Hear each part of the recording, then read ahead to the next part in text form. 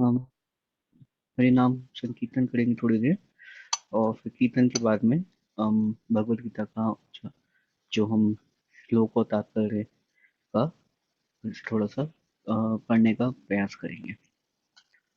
नमो विष्णु पदाय कृष्ण कृष्णाय श्रीमते भक्ति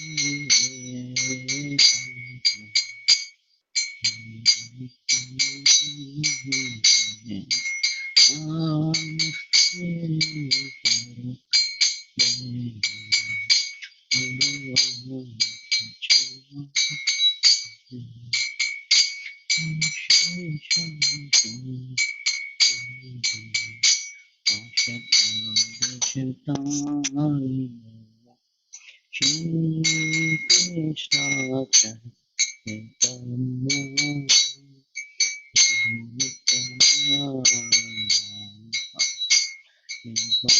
Gadadhar Shivasani Gaura Bhaktavrinda Hare Krishna Hare Krishna Krishna Krishna Hare Hare Hare Rama Hare Rama Rama Rama Hare Hare Hare Krishna Hare Krishna Hare Hare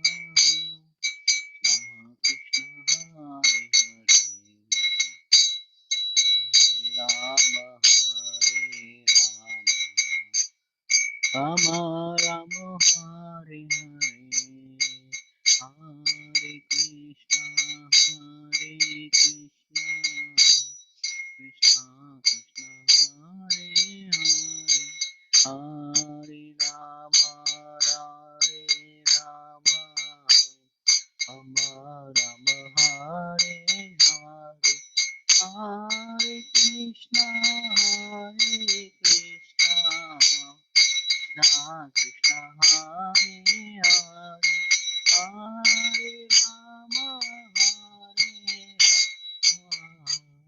Rama Rama Hare Hare Hare Krishna Krishna Krishna Hare Hare Hare Rama Rama Rama Hare Hare Hare Krishna Krishna Krishna Hare Hare Ram Ram Hare Krishna Krishna Hare Hare Hare Ram Ram Hare Krishna Krishna Krishna Hare Hare Ram Hare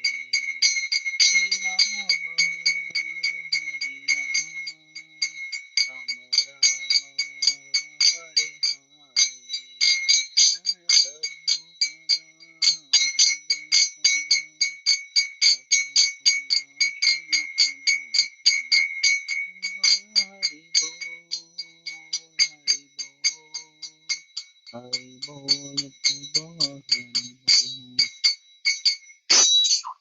Hari Bol, Premanande, Hari Bol, Shri Ram कीर्तन की जय, पाठ की जय, भगवत गीता की जय। तो आप सभी का पुनः स्वागत है। बहुत बहुत धन्यवाद हमारे साथ जुड़ने के लिए। आप सभी से पुनः एक बार प्रार्थना है, यदि आप लोग चाहें तो अपना वीडियो ऑन कर सकते हैं। इस प्रकार से यदि हम लोग कुछ देख सकते हैं कि आप लोग को समझ में आ रहा है या नहीं आ रहा, तो आपके प्रति यदि कोई मन में कोई जिज्ञासा, कोई प्रश्न होगा तो हम उसका उत्तर भी दे सकेंगे। तो आप इस प्रकार से अपना वीडियो ऑन कर सकते हैं। तो हमने पिछले जो कक्षा हुई थी उसमें हमने द्वितीय अध्याय प्रारंभ किया था, और द्वितीय अध्याय में हम लोगों ने समझा था कि किस प्रकार से अर्जुन जो अपना पांचवा कारण है उसको बताते हैं कि वो युद्ध क्यों नहीं करना चाहते, और उसके बाद में दया के प्रति वो नहीं करना चाहते, और उसके बाद में वो जो है बोलते हैं कि हम मेरे से अब यहाँ पे खड़ा भी नहीं हुआ जा रहा, और ऐसा कह के वे अपनी जो है सारा जो है धनुष और उसको एक किनारे रख देते हैं। तो जो संजय होते हैं, जो धृतराष्ट्र को ये सब चीजें बता रहे हैं, वह संजय जो है उनको धृतराष्ट्र को बताते हैं कि उन्होंने जैसे इस प्रकार से पूरा उनको यहाँ पे जो अ, अर्जुन है उनका एक नाम है परंतपा।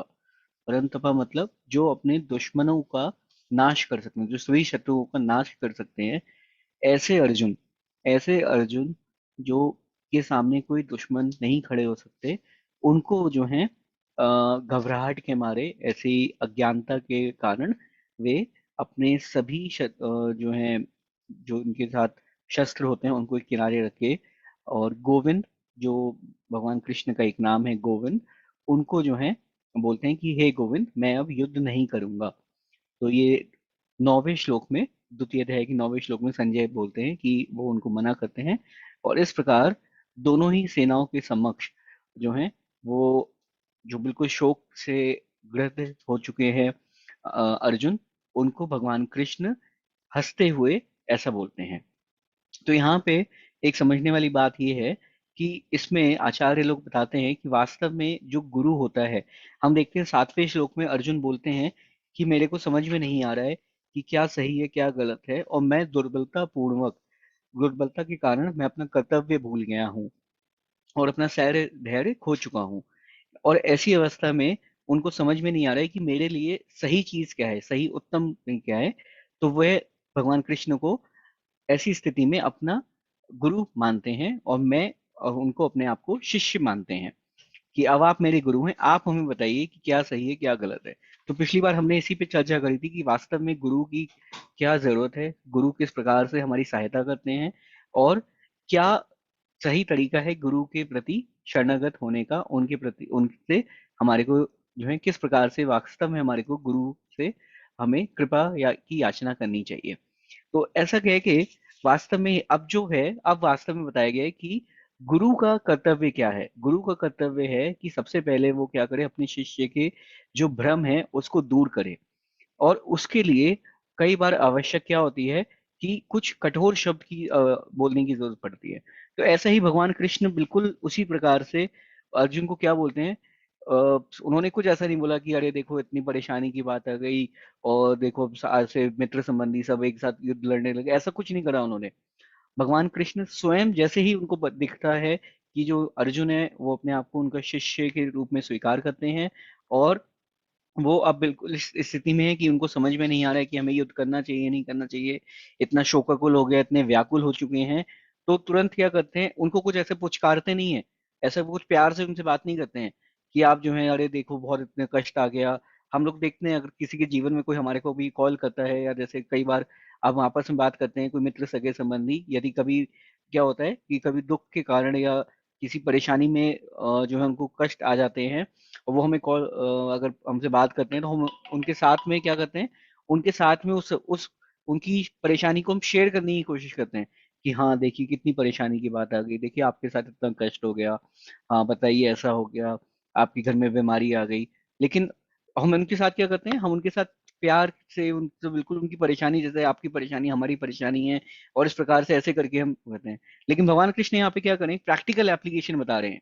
प्रैक्टिकल के एप्लीकेशन की वास्तव में देखिए, अगर कोई आपको शिष्य, अरे तो गुरु का कर्तव्य क्या बता रहे हैं कि सबसे पहले आपको उसके जो शिष्य है उसके भ्रम को तोड़ना है।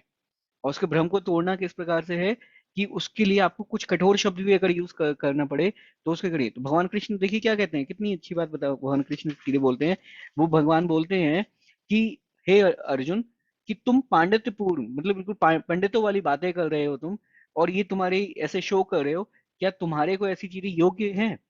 तुम इतने पढ़े लिखे, इतने और हर चीज इतना तुम्हारे को अच्छे से ऐश्वर्य, सारे शास्त्रों की विद्या, इतने तुम जो है परंतपी हो, इतने तुम बलशाली हो, और क्या तुम्हारे को यही कायरतापूर्ण बातें तुम्हारे को शोभा देती हैं?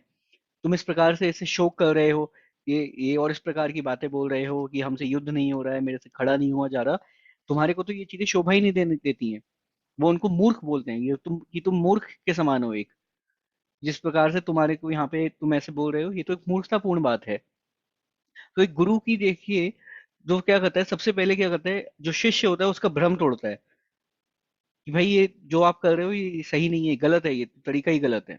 क्यों गलत है? उसके बाद भगवान कृष्ण क्या करते हैं, हम 12वें श्लोक से देखेंगे, 12वें श्लोक से 30वें श्लोक तक जो इसका है वो भगवान उनको लड़ने का कारण बताते हैं। अर्जुन अभी तक क्या कर रहे थे, अर्जुन अभी तक कारण दे रहे थे कि हमें क्यों नहीं लड़ना चाहिए। अब भगवान क्या करेंगे, भगवान यहाँ पे उनको हर जितने भी अर्जुन ने 5 कारण बताए वो उनका खंडित करेंगे, उन कारणों को कि आपने जो 5 कारण बताए हैं ये इनको हम खंडित करते हैं, आपको क्यों लड़ना चाहिए।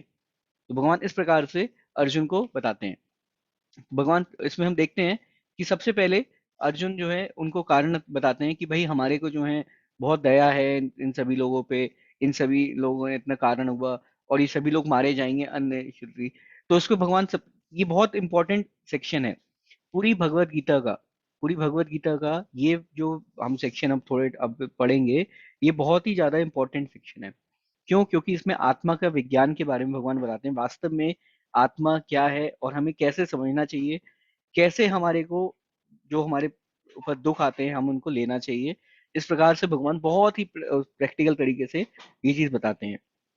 और भगवान इसमें बताते हैं सबसे पहले कि तुम विद्वानों की तरह बात कर रहे हो किंतु तुम ये नहीं जानते हो कि विद्वान होते क्या है। अर्जुन भगवान को बोलते हैं कि हमारे लिए ये ज्ञान है, ये सही चीज नहीं है, लेकिन वास्तव में ज्ञान है क्या, आप ये तो जानते ही नहीं है। तुरंत भगवान कृष्ण अर्जुन को बोलते हैं कि वास्तव में ज्ञान क्या है, ज्ञान को समझिए पहले। तो आचार्य लोग इसमें तात्पर्य में क्या बताते हैं कि ज्ञान वास्तव में क्या है। ज्ञान है जब आप आत्मा के बारे में जाने, आप परमात्मा कौन है उसको जाने, और प्रकृति क्या है उसको जाने। तो किस प्रकार से तीनों चीजें बताई हैं भगवान ने, तीनों चीजें कि आत्मा, परमात्मा और इनके जो साथ में प्रकृति है उसका क्या संबंध है। तो भगवत गीता जैसे मैंने बताया शुरू में भी, भगवत गीता ये जो हम पढ़ते हैं इसमें 5 चीजें हमें बताई जाती हैं। आत्मा का विज्ञान बताया जाता है, परमात्मा का विज्ञान बताया जाता है, प्रकृति जो हमारे जो इन आत्मा को और भगवान को के जो हम एक तरीके से इनैक्ट करती है प्रकृति का है, और काल का बारे में बताया गया है, समय के बारे में, काल के बारे में बताया गया है, और कर्म। तो इस प्रकार से 5 ये विज्ञान हमें इसमें पता चलते हैं भगवत गीता में सुनने को। ईश्वर, जीव, प्रकृति, काल, कर्म, ये 5 चीजें हमें देखने को मिलती हैं। तो वास्तव में ज्ञान क्या है? ज्ञान है जब हम इन 3 चीजों को समझते हैं अच्छे से। पहला क्या, कि ईश्वर कौन है, भगवान कौन है, उनको हम पूर्ण तरीके से जाने। फिर जीव क्या है, जीव का क्या स्वरूप है, हमारा क्या स्वरूप है, जो जीव है उसका क्या स्वरूप है, और प्रकृति किस प्रकार से कार्य करती है, किस प्रकार से जीव के ऊपर प्रभाव डालती है ईश्वर की निरीक्षण के द्वारा। तो ये चीज को समझना ये वास्तव में ज्ञान है। तो भगवान कृष्ण तुरंत अर्जुन को बोलते हैं कि तुम ज्ञान की बात कर रहे हो, तुम्हें तो यही नहीं पता ज्ञान क्या है। ये ज्ञान की जिसको बात करनी होती है, जिसको पता होता है कि ज्ञान क्या है, वो तो इस प्रकार की बातें ही नहीं करता। और अगर तुम्हें ज्ञान की बात पता होती तो तुम्हें पता होता कि मृत में और जीवित में फर्क ही नहीं है कुछ। जो व्यक्ति जीवित है और मृत है, इसमें बताया जाएगा कि वास्तव में आत्मा के स्तर पे यदि हम देखें तो जीवित व्यक्ति और मृत व्यक्ति के बीच में उन्होंने क्लियर बताते हैं कि ये जो चीज है ये तो हम भौतिक चीज जो हम देखते हैं, ये तो आप आत्म ज्ञान की बात ही नहीं है। तो इस प्रकार से आप देखिए कैसे कैसे अर्जुन ने जो चीजें बोली थी उसी का भगवान पूरा खंडित करेंगे। तो सबसे पहले भगवान बोलते हैं कि जो वास्तव में देखा जाए कि ऐसा होता ही नहीं है कि कभी कोई नहीं था। ये 12वें श्लोक में बहुत अच्छे से भगवान बोल रहे हैं कि ऐसा कभी नहीं हुआ कि मैं ना रहूं और तुम ना रहो, अथवा ये समस्त राजा ना हो, और ना ही ऐसा होगा कि भविष्य में हम लोग नहीं रहेंगे। तो देखिए इसमें यहाँ पे भगवान बता रहे हैं, ये जो श्लोका का है तात्पर्य है इसमें, कि वास्तव में देखिए जो प्रत्येक व्यक्ति है वो हमेशा रहता है। और ऐसा नहीं है कि व्यक्ति खत्म हो गया या व्यक्ति जो है चला गया कहीं पे। क्या होता है कि चेंज ऑफ बॉडी होता है। तो चेंज ऑफ भगवान अर्जुन बोलते थे कि भाई देखिए ये जो लोग हैं ये हमारे बीच नहीं रहेंगे, ये जो लोग हैं ये मर जाएंगे। तो भगवान इसमें क्लियरली बोलते हैं कि जो ये जो परिवर्तन है, ये शरीर का जो परिवर्तन है, ये तो बाल्यावस्था से लेकर वृद्धावस्था तक होता है। भगवान ऐसे समझाते हैं इसमें कि देखिए एक जो सबसे छोटा बच्चा है, आज जो एक बच्चा अगर पैदा हुआ, आप उसके शरीर को देखिए, और उसके बाद वही बच्चा जब धीरे धीरे धीरे धीरे बढ़ता है तो उसके शरीर में परिवर्तन आता है। आज जो बच्चा है वो छोटा बच्चा है, वो देखने में अलग लगता है। उस प्रकार से जब थोड़ा और बड़ा होगा तो वो और देखने में अलग लगेगा। इस प्रकार से जब वो और थोड़ा बड़ा होगा तो अलग लगेगा। लेकिन और जब वृद्धावस्था में होगा तो बिल्कुल ही अलग तरीके से देखने लगेगा। तो देखा जाए जिस व्यक्ति से हमारे को, जिस शरीर से जिस शरीर से हमारे को प्रेम है, वह शरीर तो हमारे साथ कभी रहा ही नहीं है। क्षण क्षण में वो शरीर बदल रहा है। इस प्रकार से भगवान बताते हैं कि ये जो शारीरिक रूप से हमारे को देखने में समझने के लिए जो हमारे को अच्छा लगता है, वह शरीर तो हमारे साथ क्षण क्षण में बदल रहा है। लेकिन जो उसमें एक जो चीज हमेशा साथ है वो क्या है? आत्मा। तो वो जो आत्मा है वो हमेशा साथ है।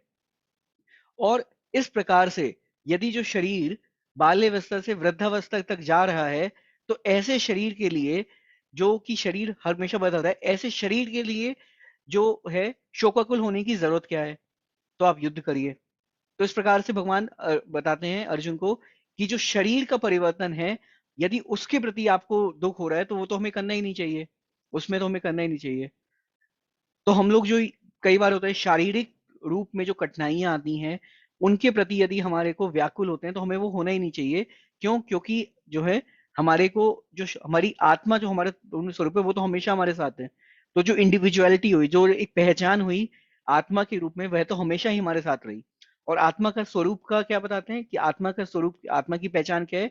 नित्य कृष्ण दास, हमेशा कृष्ण की दास हैं उसमें।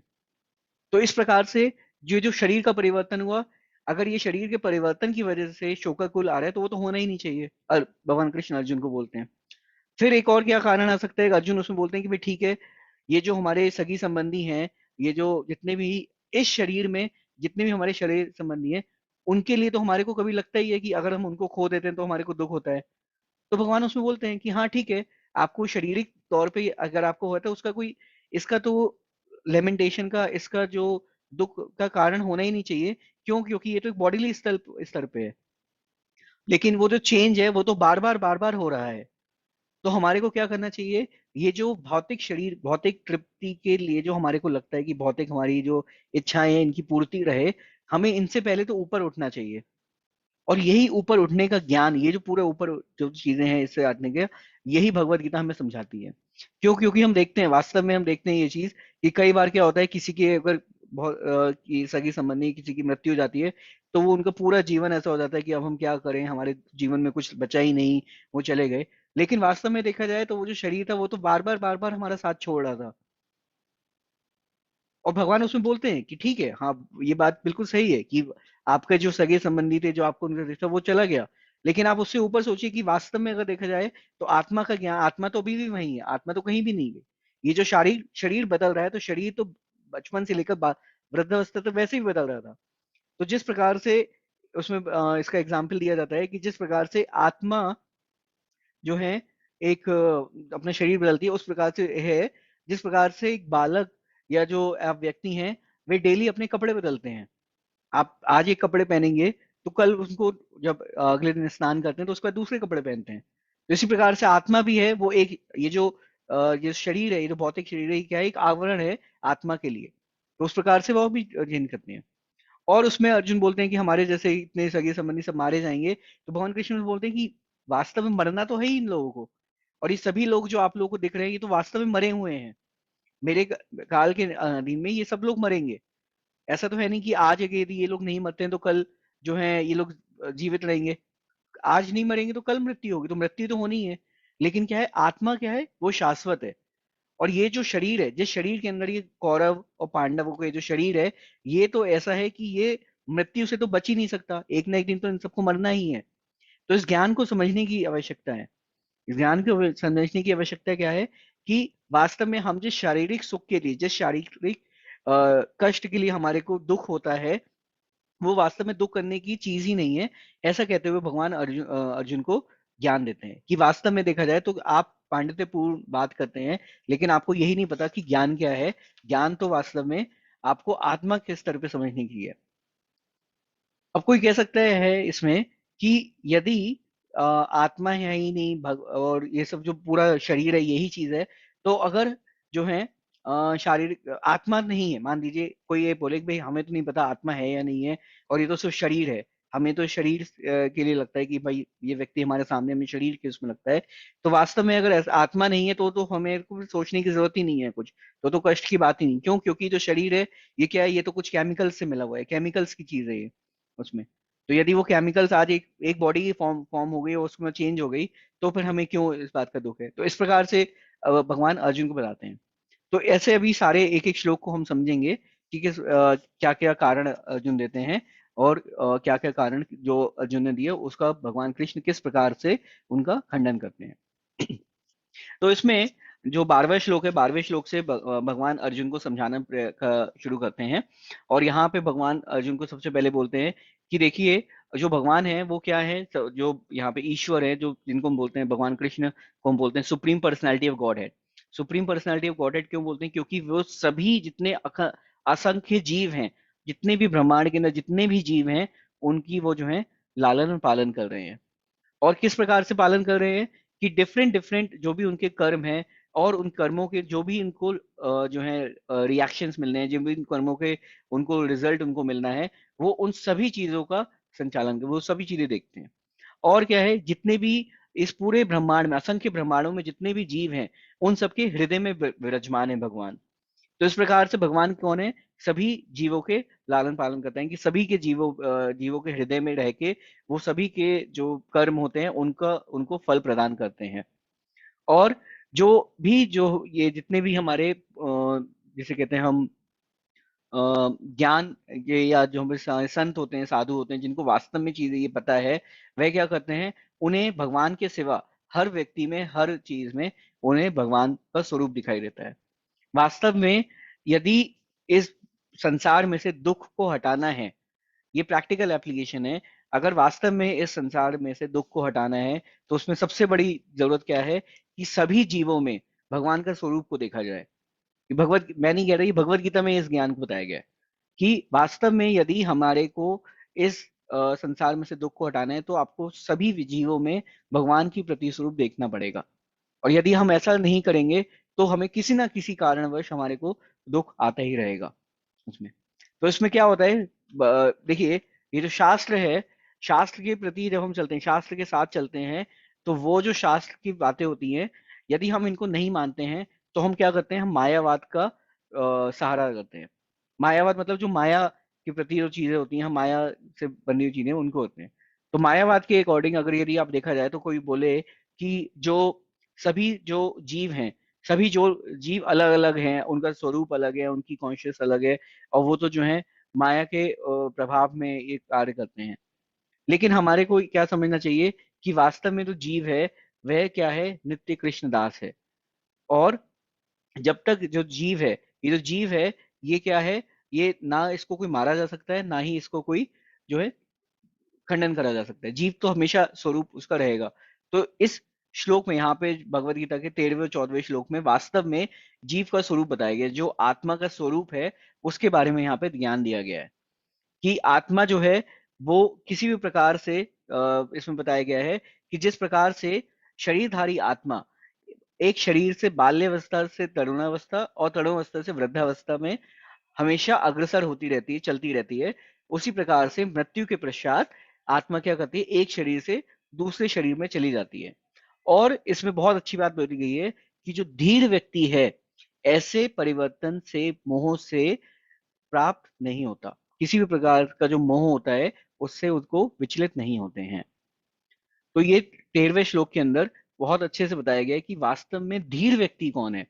एक धीर व्यक्ति वो है जिसको वास्तव में आत्मा, परमात्मा और प्रकृति के ज्ञान के बारे में पूर्ण तरीके से पता है। और क्या बताया गया है उसमें? कि जो ये जो आत्मा की प्रकार से जो एक शरीर से दूसरे शरीर में जाते हैं, उससे विचलित नहीं होता। और क्या बताया गया है? कि जो भी इस प्रकार की जो कष्ट आते हैं जीवन में, सुख और दुख दोनों ही से वह विचलित नहीं होता है। देखिए, आपने ऐसा सुना होगा कई बार कि कुछ व्यक्ति होते हैं या कुछ लोग होते हैं, जिनको अचानक से बहुत ज्यादा धन की प्राप्ति हो जाती है। और वो लोग क्या होता है, वो उनको समझ में नहीं आता है कि हमें धन को कैसे संभालना है, और वो जो है अपना आपा खो देते हैं। ऐसे कई लोगों को हमने देखा है, यहाँ पे जहाँ हम रहते हैं वहाँ पे कई इस प्रकार के लोग हैं, जो पहले बिल्कुल मतलब गरीब थे, उनको खाने के लिए भी पैसे नहीं थे। अचानक से कुछ सरकार की कुछ योजना आई और उनको बहुत ज्यादा पैसा मिल गया। आज हम देखते हैं कि उनके जो बालक हैं, उनके जो घर का जो वातावरण है, वो इतना ज्यादा खराब है, मतलब आप देखिए, वो सिर्फ और सिर्फ जो है नशा और गलत संग और इस प्रकार के अनेक बुराइयों में वो अपने आप को डाल चुके हैं, और अब उनको वहां से निकालना बहुत मुश्किल है। तो दोनों ही चीजों से विचलित होते हैं लोग, सुख से भी होते हैं और दुख से भी होते हैं।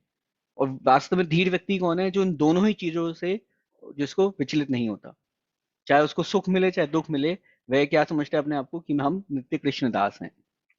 और ऐसा व्यक्ति, जब वो इस प्रकार से व्यक्ति जो होते हैं वास्तव में मुक्ति के लिए एलिजिबल है, मैं ये नहीं कह रहा हूँ कि उनको मुक्ति मिल जाएगी, ऐसे व्यक्ति एलिजिबल है। एलिजिबिलिटी क्राइटेरिया भगवान ने सेट करा है कि उसको धीर व्यक्ति होना चाहिए जो है, तो वो ऐसा व्यक्ति चुनेगा है।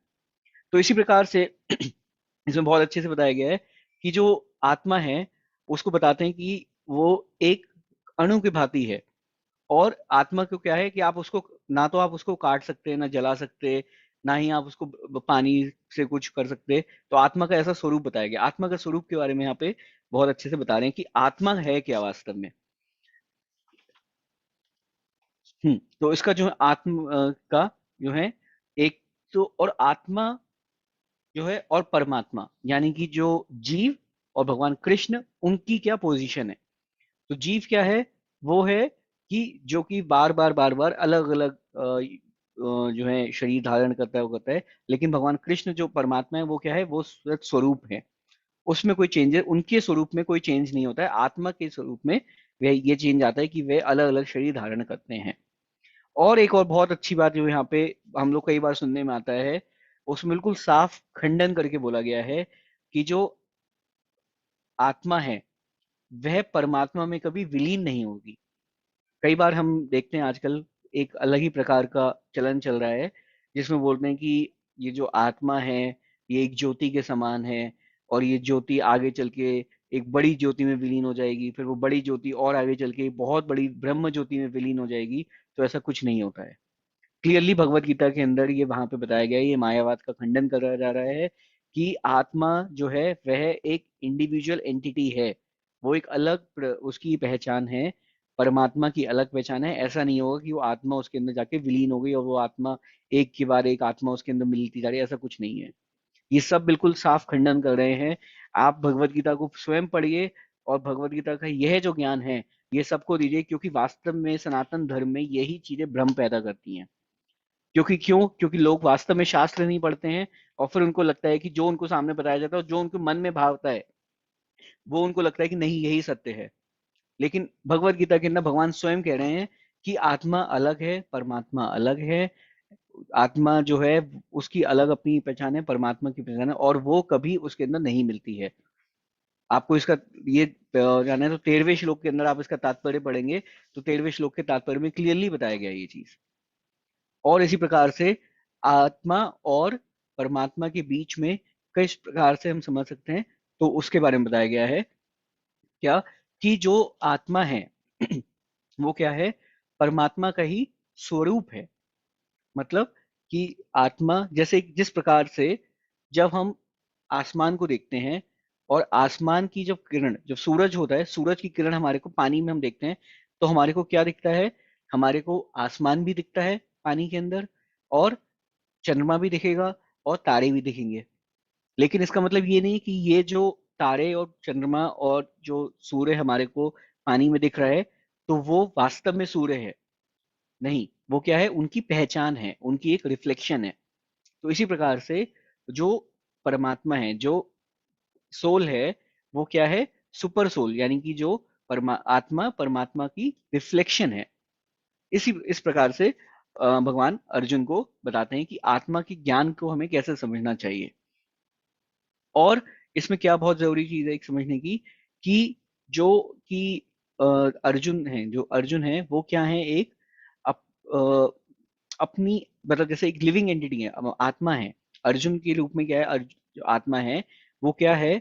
अपने स्वरूप को भूल चुके हैं, माया के प्रभाव में आके वे वास्तव में भूल चुके हैं कि सत्य क्या है। तो इसमें बताते हैं भगवान। और इसमें फिर आगे जैसे हमने बताया कि जो धीर व्यक्ति होता है वह सुख और दुख के में विचलित नहीं होता।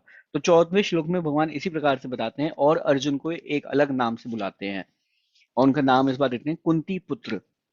तो अभी तक हमने कई जैसे नाम पढ़े अर्जुन के, जैसे गुड़ाकेश, परंतपा, पार्थ। इसी प्रकार एक और नाम यहाँ पे आता है, कुंती पुत्र, यहाँ पे। और भगवान के भी अलग अलग हमने नाम अभी तक पढ़े थे। मैं नामों पे बार बार इसलिए जोर दे रहा हूँ क्योंकि वास्तव में भगवत गीता पढ़ने का तात्पर्य और जो आनंद है वो तभी है जब आप इन सभी नामों को, इन सभी जो इम्पोर्टेंट ये जो हम चीजें हैं, इन चीजों को याद कर सकें। गुड़ाकेश अर्जुन का नाम है तो क्यों है, ऋषिकेश भगवान का नाम है तो क्यों है, ये चीजें अगर हम समझते हैं तो वास्तव में हम भगवत गीता को अच्छे से समझ पाएंगे। तो इस प्रकार से भगवान यहाँ पे अर्जुन को कुंती पुत्र कह के बोलते हैं, और फिर बोलते हैं कि सुख तथा दुख का क्षणिक उदय तथा काल कर्म में उनका अंतर्धान होना सर्दी तथा गर्मी के ऋतुओं के आने जाने के समान है। भगवान इसमें बता रहे हैं कि जीवन में सुख और दुख का आना और जाना किस प्रकार से है, जिस प्रकार से हम देखते हैं कि संसार में आज सर्दी है तो कल गर्मी है, मतलब एक आएगा तो दूसरा जाएगा, और दूसरा आएगा तो पहला वाला रहेगा। इस प्रकार से ये तो आते और जाते रहेंगे। और इंद्रिय बोध के उत्पन्न होते हैं, और मनुष्य को चाहिए कि अविचल भाव से इनको सहन करना सीखे। कि हमें क्या करना चाहिए, ये क्या होता है, ये जो सुख और दुख आ रहे हैं किस प्रकार से आते हैं, क्यों आते हैं, क्योंकि हमारा जो इंद्रिय भाव है, जो हमारे हमारी जो इंद्रियां हैं, उनके प्रभाव में हमारे को सुख और दुख मिलता है। और धीर व्यक्ति को क्या चाहिए, इनको सहना सीखना चाहिए, व्याकुल हुए बिना। इसमें सीधा सीधा अगर देखा जाए तो हमारे को बताया गया है कि वास्तव में आध्यात्मिक प्रगति अगर किसी को करनी है तो उसके लिए उसको क्या करना चाहिए। और यहाँ पे क्लियरली बताया गया है कि जो भी हम लोग कई बार जो हम भौतिक अपनी इंद्रियों की तृप्ति के लिए कार्य करते हैं, उसको हमारे को कैसे हटाना चाहिए, उसका कारण, या जो भी हमारे को ये कष्ट आते हैं, इनका क्या कारण है। अब देखिए यहाँ पे एक बहुत अच्छी सीखने वाली बात है, मैंने बताया अभी यहाँ पे कि यहाँ पे भगवान अर्जुन को कुंती पुत्र बोलते हैं, और अभी थोड़े टाइम पहले हम देखते हैं उनको भारत भी बोला गया था, हे भारता उनको बोलते हैं। तो दोनों ही इतने अगर देखा जाए तो भगवान अर्जुन को क्यों बता रहे हैं बार बार, देखिए गुरु की एक क्वालिटी बता रहे हैं यहाँ पे, भगवान दिखा रहे हैं कि बार बार वो अपने शिष्य को दिखा रहे हैं कि तुम कितने ऊंचे कुल से हो। जो कुंती थी वो इतने राजघराने की, इतनी इनका जो कुल था अपनी माता के मतलब अगर देखा जाए तो माता की साइड से, जो अर्जुन की माता है कुंती, उनकी साइड से कितना उच्च कुल से आए हैं वो। इसी प्रकार जो भारत मतलब जो भारत राजा थे, उनके कुल से, तो देखिए दोनों ही कुल इतने उच्च कुल के थे। तो एक ही श्लोक में भगवान अर्जुन को कुंती पुत्र और भारत बोलते हैं, इसलिए ताकि उनको समझ में आए कि वास्तव में देखिए कितने उच्च कुल से आ रहे हैं और बातें कैसी कर रहे हैं। तो साथ साथ में भगवान समझाते समझा के एक गुरु के भांति अपने शिष्य का भ्रम दूर कर रही प्रयास कर रहे हैं यहाँ पे। और प्रयास क्या करें, कर ही देते हैं। तो इस प्रकार से और फिर समझाते हैं क्या, कि ये जो हमारे इंद्रियों के द्वारा, जो इंद्रियों के द्वारा हमारे को कई बार क्या होता है, भ्रम उत्पन्न होता है, उसको हमें कैसे खंडन करना चाहिए, उसी प्रकार से हमें समझना चाहिए। जैसे कि जो है सर्दियां और गर्मियों का बदलता है। अब देखिए इसमें एक बहुत जो है समझने वाली बात है कि जो इंद्रियां को हम सुख में और दुख में हम विचलित नहीं होते हैं और अपना कार्य करते हैं, कर्म करते हैं, तो उसके कुछ एग्जाम्पल्स हैं। देखिए कई बार आपने देखा और सुना होगा कि, और मैंने तो स्वयं देखा है, कई और जो कुछ पूर्ण पुराने जो लोग थे, जैसे हमारे जो दादाजी और जो मतलब हमारे परदादा और इस प्रकार के जो लोग थे, आप देखिए उनको गर्म पानी की जरूरत नहीं पड़ती थी सर्दियों में नहाने की। वो टंकी के नीचे कुएं से पानी निकालते थे और उसी पानी से नहाते थे, चाहे सर्दी हो चाहे गर्मी हो। तो उनको शारीरिक स्तर पे वो सर्दी, जैसे आज हम कहते हैं अरे नहीं नहीं बहुत ठंडे पानी से नहा लिया, ये कर दिया वो कर दिया, उनको फर्क नहीं पड़ता था। क्यों, क्योंकि ये जो उन मतलब आप देखिए, मैं ये नहीं कहूंगा कि उनको ज्ञान था ये वो था, लेकिन वास्तव में शारीरिक स्तर पे क्या ठंड है क्या गर्मी है, ये हमारे सिर्फ क्या है, हमारे को स्वयं की बात है। मैं स्वयं अपनी बात बता रहा हूँ, जब मैं हॉस्टल में रहता था कॉलेज के टाइम में, तो हमारे कॉलेज हॉस्टल में गीजर नहीं था, तो हम ठंडे पानी से नहाते थे। उस समय हम ठंडे पानी से नहाते थे और आदत पड़ गई थी। 4 साल हम वहाँ पे उन ठंडे पानी से नहाते थे, हमें कोई दिक्कत नहीं हुई। लेकिन अब जब घर में आ गए तो हमें सर्दियों में लगता है कि नहीं अब तो गीजर चाहिए। इस प्रकार से मई और जून में मई और जून की भरी गर्मी के अंदर जो एक माँ होती है अपने बच्चे के लिए खाना बनाती है किचन में खड़े होके आग के सामने, और अपने कर्तव्य को पूर्ण करती है। तो भगवान इसमें क्लियरली बता रहे हैं कि देखिए, वास्तव में यदि हमारे को पता है ना कि हमारा कर्तव्य क्या है, हमें वास्तव में यदि पता है कि हमारे लिए क्या है, तो ये सर्दी गर्मी ये कुछ नहीं है फिर। ये सभी चीजें जो हमारे को दुख मिलते हैं कि अभी हमारे को गर्मी आ गई तो हम एसी चल चाहिए, या कूलर में हमारे को पसीना आता है तो हम चलो एक बहुत अच्छा सा आज विंडो एसी लगवा लें, कर लें। ये सारी चीजें क्या है, ये सब चीजें भौतिक स्तर पे है। जब आत्मा के स्तर पे हम चीजें देखते हैं तो ये चीजें नहीं आती हैं। और इसी प्रकार से जो चैतन्य महाप्रभु थे, वो बताते हैं वास्तव में कि सन्यासी का जीवन वास्तव में अगर देखा जाए तो तपस्या का ही है। और तपस्या ही अ, किस प्रकार से करनी चाहिए, भगवान के आदेशों को पूर्ण करते हुए करनी चाहिए। तो इसी में आगे जो बढ़ते हैं 15वें श्लोक में भगवान बताते हैं, वास्तव में बताते हैं कि यदि किसी को मुक्ति चाहिए तो मुक्ति, अगर हम तो कई बार बोलते हैं कि भाई हमें हमें इन कष्टों से मुक्त होना है, ये शरीर से मुक्त, हमें मुक्ति चाहिए, तो वास्तव में मुक्ति का बताते हैं कि वास्तव में मुक्ति है क्या। वास्तव में मुक्ति अगर देखा जाए तो सबसे पहली मुक्ति की शुरुआत होती है जब हम इस प्रकार के दुखों से, शारीरिक जो प्रकार के सुख और दुख दोनों से ही विचलित नहीं होते हैं, तो वो मुक्ति का मार्ग है। वह मुक्ति की जो है शुरुआत है वहां से। जिस भी व्यक्ति को दृढ़ निश्चय करके यदि हम भगवान की अग्रसर होते हैं, भगवान की जो दिखाए हुए मार्ग पे अगर हम अग्रसर होते हैं, तो हमें भगवान स्वयं ये शक्ति देते हैं कि हम इस प्रकार के सुख और दुख सह सकें। तो इसी में यहाँ पे हम पढ़ेंगे सन्यास के बारे में भी बताते हैं कि वास्तव में जो सन्यासी हैं, वो आप देखिए, भगवान चैतन्य जो थे, चैतन्य महाप्रभु जो है थे, उन्होंने 24 वर्ष की आयु में उन्होंने सन्यास ग्रहण कर लिया था। और अपनी जो उनकी बिल्कुल जो उनकी वाइफ थी और उनकी जो माता थी, उनको उन्होंने उनकी देखभाल के लिए भी कोई नहीं था। लेकिन ऐसे व्यक्ति जब संन्यास आदर करते हैं तो वास्तव में अपने कर्तव्य पालन के लिए वो देखते हैं कि वास्तव में, वो बताते हैं कि वास्तव में मुक्ति का मार्ग क्या है।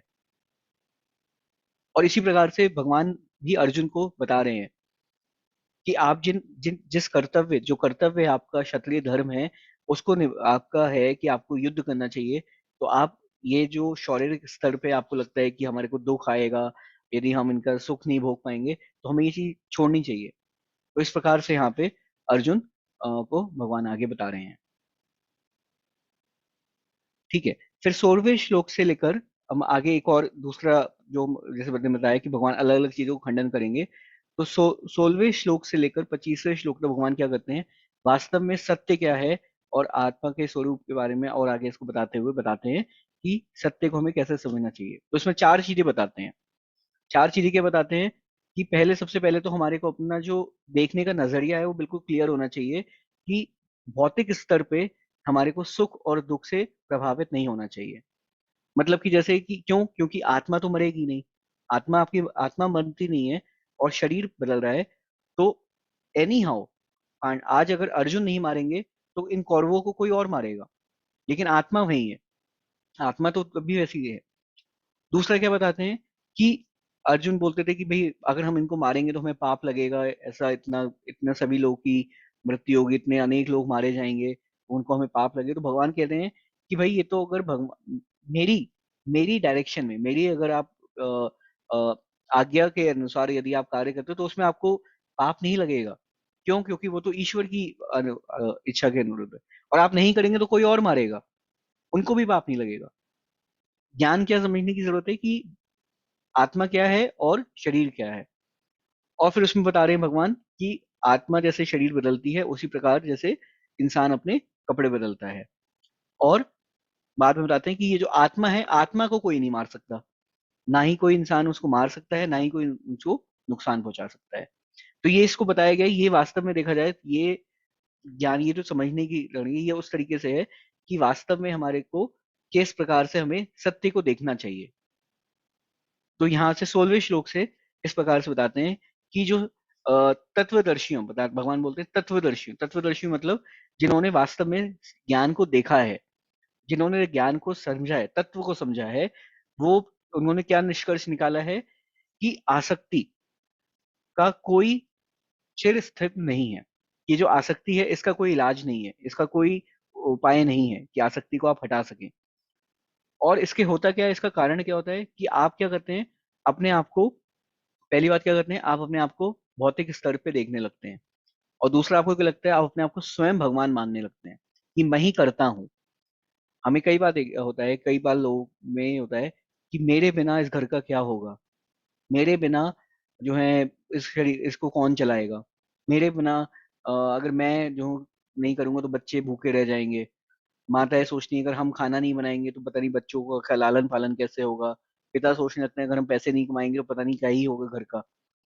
तो ये सारी चीजें हैं वास्तव में एक प्रकार का जो है इग्नोरेंस है, एक प्रकार की अज्ञानता है।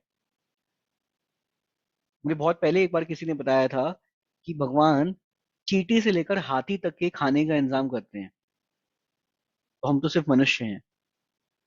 एक जो चींटी होती है, छोटी सी चींटी होती है, वो चलते चलते चलते चलते उसको उसका खाना भी मिल जाता है, उसको भोजन भी मिल जाता है, उसका लालन पालन सब चीजें हो जाती हैं। इसी प्रकार जो हाथी का बच्चा होता है जब पैदा होता है, तो उसको पहले ही स्वयं तो पता होता है कि मुझे, हाँ ये मेरी माँ है, इधर से मेरे को दूध पीना है। और उधर से होते होते बड़े होते होते उसका लालन पालन, उसको अपनी खाने की जो है पानी भी मिल जाता है, उसको जो है घास फूस भी मिल जाती है, पेड़ भी जो भी उसको खाना पीना है वो सब चीजें मिल जाती है। तो चींटी से लेकर हाथी तक के लालन पालन भगवान कर रहे हैं, तो हम तो मनुष्य हैं, हमारे को क्या है इतनी देखो सोचना। लेकिन भगवान को ये समझना, ये जो ज्ञान समझना ये जरूरी है। तो भगवत गीता वास्तव में हमारे को ये ज्ञान समझने में मदद करती है। ये हम लोग को कई बार लगता है कि नहीं हम ही कर रहे हैं, इतना हमने करा, इतना बनाया हमने, ये करा, लेकिन हम ये भूल जाते हैं कि इन सब चीजों के पीछे कौन है। तो ये जो भगवत गीता का ज्ञान है, यह जो ज्ञान है, ये वास्तव में इस अंधकार को, इस अहंकार को तोड़ता है। ये जो अज्ञानता है इसको तोड़ता है, यही भगवत गीता का ज्ञान है। जिसको यदि हम पढ़ेंगे, जिसको हम अपने जीवन में ले उतारेंगे, तो यही चीज होगी। आपके जीवन में कुछ बदल नहीं रहा है। कई बार लोगों को लगता है कि यदि हम जो है हमें कुछ चीजें छोड़नी पड़ेंगी, हमें ये करना नहीं करना पड़ेगा, हमें इस प्रकार से। लेकिन आप भगवत गीता को अपने जीवन में ला के तो देखिए, आप वास्तव में कहेंगे कि हमने कुछ नहीं छोड़ा, हमने सिर्फ जोड़ा है, भगवान को अपने जीवन में जोड़ा है। तो इसी में आगे चलते हैं। भगवान इसमें सही बता तौर पे 16वें श्लोक में बताते हैं कि वास्तव में भगवान को, भगवान के स्वरूप को समझने की किस प्रकार से समझ सकते हैं और क्या तो सबसे पहले मैंने क्या बताया, जैसे मैंने बताया था कि भगवान का स्वरूप क्या है, कि नित्य कृष्ण दास हमारे कौन है, हम कौन है, भगवान के नित्य कृष्ण दास हैं। और भगवान कौन है, सभी प्रकार से जो है पूर्ण, और सभी जो जीव हैं उनके परमात्मा है, उनको लालन पालन करते हैं। और जितने भी हम एनिमेशंस देखते हैं, जितनी प्रकार के हम चीजें देखते हैं, वो सभी क्या हैं, भगवान के एक प्रतिबिंब के स्वरूप के समान है। जैसे कि हम बताया कि पानी के अंदर जब हम सूरज को देखते हैं तो हमें सूरज का प्रतिबिंब दिखता है। वैसे भी वो सूरज का प्रतिबिंब है लेकिन सूरज नहीं है। इसी प्रकार से जो हम जीव हैं, हम भी भगवान के प्रतिबिंब हैं, लेकिन भगवान नहीं है। तो कई बार जो लोग बोलते हैं कि आप सिद्धि करिए, ये सिद्धि पाइए, आप भगवान बन जाएंगे, ऐसा नहीं होगा। उनको जो है एक एक हमारे इस्कॉन के लोग बोलते हैं, उनको तमाचा मारना चाहिए कि वास्तव में भगवान नहीं बन सकते हम, ना ही हमें प्रयास करना चाहिए भगवान बनने का। हम कौन है, नित्य कृष्ण दास, एक जीव जो कि हम भगवान की सेवा करते हैं, इस प्रकार से। और भगवत गीता का जो उद्देश्य है वास्तव में भगवत गीता का, वह यही है कि इस प्रकार से जो अंधकार है उसको हटाया जाए, और सभी जीवों में इस प्रकार का ज्ञान आया जाए समय समय पर। जिस जिस भी समय पे इस प्रकार का ज्ञान होगा, उस समय भगवत गीता का यह जो ज्ञान है वो उस अंधकार को हटाएगा। हम लोग भगवत गीता का जो तात्पर्य शुरुआत में आप देखिए, यहाँ पे जब हम भूमिका का उच्चारण करते हैं तो उसमें क्लियरली बोल रहते हैं, ओम अज्ञान तिमिरांधस्य ज्ञानंजन शलाकया चक्षुरुन्मिलितं येन तस्मै श्री गुरुवे नमः। ओम अज्ञान तिमिरांधस्य मतलब ये जो अज्ञान है, ये जो ज्ञान इतना भरा पड़ा है, ये जो अंधकार है, उसमें क्या हुआ, गुरु की शरण से मैंने ये जो अज्ञान था उसको तलवार के समान काटा है। मेरे जो गुरु थे उन्होंने इस अज्ञान अंधकार को तलवार, ज्ञान की तलवार से काटा है। ओम ज्ञान से ज्ञानंजन शलाकया। तो ज्ञान रूपी जो तलवार है, उससे गुरु ने इस अंधकार को काटा है, इस प्रकार से है। तो ये जो भगवत गीता का ज्ञान है, ये वास्तव में सभी प्रकार के अज्ञान, अज्ञान मतलब जो भी हमारी जो कमियां हैं उन चीजों को दूर करती है। फिर 17वें श्लोक से यहाँ पे भगवान बताना शुरू करते हैं आत्मा के विषय में कि जो सारे शरीर व्याप्त हैं उसे तुम अविनाशी समझो, क्योंकि अव्यय क्या है, आत्मा को नष्ट करने का कोई सामर्थ्य नहीं है। आत्मा को किसी भी प्रकार से कम हटा मारा नहीं जा सकता। तो इसमें श्लोक में भगवान बताते हैं कि जो आत्मा है उसकी अपनी पहचान है। क्या पहचान है? कि वो भगवान के पार्ट एंड पार्सल है, भगवान का नित्य दास है और भगवान के ही स्वरूप है। और उसमें बताया गया है कि आत्मा ना तो कभी मरती है, ना ही उसका कोई अंत है। और उसका इसी में हम श्लोक में आगे पढ़ेंगे कि आत्मा का उन्होंने पहचान भी बताई। आत्मा क्या है? इस प्रकार से है कि उसको कोई नापा नहीं जा सकता। इसमें इसको आप नाप नहीं सकते हैं, इसको आप किसी इंची टेप से या किसी आप उसकी कि आत्मा का ये साइज है। तो उसमें एक अ, श्वेस्व उपनिषद है, उसमें बता रहे हैं कि एक बाल के अग्रभाग के, मतलब जो बाल, जो हमारा ये बाल होते हैं, बाल की टिप के 10,000वें हिस्से के समान एक आत्मा होगी। इस प्रकार से आत्मा का गणें कि आत्मा को कोई नाप नहीं सकता है। आप ये नहीं सोचते कि आपको नाप सकते हैं। तो एक उदाहरण के तौर पे ऐसे बता रही है कि बाल के हिस्से के 10,000वें हिस्से के समान आत्मा है। और क्या है, आत्मा में कभी कोई चेंज नहीं हो रहा है। जिस प्रकार से भौतिक शरीर में अलग अलग प्रकार के 6 विकार होते हैं, जैसे कि जन्म, मृत्यु, जरा, व्याधि, अलग अलग प्रकार के ये जो भौतिक शरीर है हमारा, ये बदलता है। आत्मा में इस प्रकार का कोई भी चेंजेस नहीं होते हैं। ना ही इसको कोई नापा जा सकता है, ना ही इसको कोई काट सकता है, कोई जला सकता है, कोई सुखा सकता है, ना कोई भिगो सकता है। और ये अब विनाशी अच ये जो है, ये क्या है, हमेशा भगवान के स्वरूप है। तो इस प्रकार से अलग अलग उपनिषदों को यहाँ पे उदाहरण देते हुए आत्मा के बारे में हमें बताया गया कि आत्मा वास्तव में क्या है। ये 17वें श्लोक से लेकर 25वें श्लोक तक आप पढ़ेंगे, तो इसमें आप ये समझ आएंगे कि वास्तव में आत्मा का क्या ज्ञान है। इसीलिए ये जो सेकंड चैप्टर है, इसको इसलिए बहुत ज्यादा इंपॉर्टेंट इसलिए बता दी क्योंकि वास्तव में आत्मा का विज्ञान इसमें क्लियरली बताया गया है। अब इसमें एक 17वें श्लोक में ही है, एक बहुत अच्छा से बताया गया यहाँ पे, कई बार हठ योग करके बताया गया है। हठ योग मतलब आपने लोगों ने सुना होगा, जिसमें क्या है कि एक जगह आपको बैठ के आप पूरा बिल्कुल अपने ध्यान को केंद्रित करके आपको सिर्फ अपने करना है। तो उसका भी खंडन करें कि आत्मा को इस प्रकार की जो उसे नहीं पहचाना जा सकता। कि हम जो कई बार लोग करते हैं कि बिल्कुल हम योग की अवस्था में हम करेंगे एक जगह बैठ के, ना हम कुछ खाएंगे ना कुछ पिएंगे, बस हम सिर्फ ओम पे केंद्रित करेंगे या हम एक ज्योति पे केंद्रित करेंगे तो हमें ज्ञान की अनुभूति हो जाएगी। तो ऐसा कुछ नहीं है, इसमें क्लियरली ऐसा बता रहे हैं कि आत्मा को समझना है वास्तव में, तो कैसे समझे? कृष्ण की सेवा करके, इस प्रकार से। तो 17वें श्लोक से इस अलग अलग जो है आत्मा का वर्णन दिया गया है और इसमें एक कंपैरिजन की इस प्रकार से दिया गया है कि जिस प्रकार से सूरज के समान का एक एग्जाम्पल दिया गया है। मान लीजिए, आप सभी लोग इसको समझ सकते हैं कि आत्मा और परमात्मा को समझने के लिए इस प्रकार से समझिए, जैसे कि सूरज है। तो सूरज क्या है? सबसे पहले एक मतलब एक आप देखिए, एक तो हो गया सूरज की रोशनी। सूरज की रोशनी आ रही है, मान लीजिए अभी मैं खिड़की खुली है, बाहर उजाला हो रहा है, तो मैं मान सकता हूँ सूरज है। तो एक ये प्रकार का हो गया सूरज को समझना कि हमने देखा कि ये सूरज है यहाँ पे, क्यों? क्योंकि बाहर रोशनी है। अब उसके बाद क्या हुआ, हमें नहीं नहीं अभी हो सकता है रोशनी तो किसी लाइट से हो, तो हम बाहर गए, हमने देखा हाँ ठीक है सूरज हमें दिख रहा है, एक बहुत बड़ा सूरज है, आसमान में हमें सूरज दिख रहा है। तो ये दूसरा स्वरूप हो गया सूरज को समझने का। और तीसरा क्या हुआ कि वास्तव में हम अंतरिक्ष चले गए, अंतरिक्ष में जाके हम सूर्य को साक्षात देख रहे हैं, सूर्य ग्रह को देख रहे हैं। तो ये तीन प्रकार हो गए किसी को चीज को समझने के। इसी प्रकार से यहाँ पे आत्मा और परमात्मा के ज्ञान को भी समझाया गया है।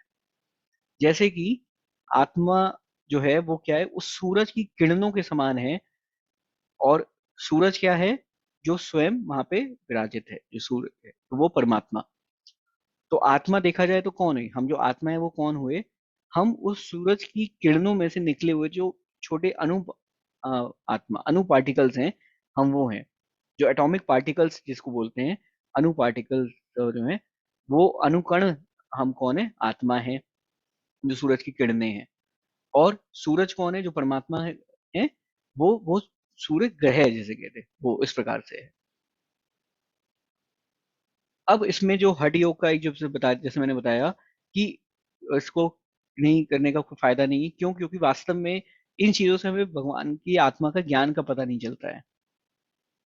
और जो है इसमें अब आगे जो 18वां श्लोक है, उसमें जो शरीर है, शरीर के बारे में तथा आत्मा के बारे में, और किस प्रकार से हमें इन दोनों को लेना चाहिए, वो उसके बारे में बताया गया है इसमें 8 श्लोक में। कि जो व्यक्ति जानता है कि आत्मा अविनाशी, अविनाशी, अजन्म, शाश्वत तथा अव्यय है, वह भला किसी को कैसे मार सकता है या मरवा सकता है।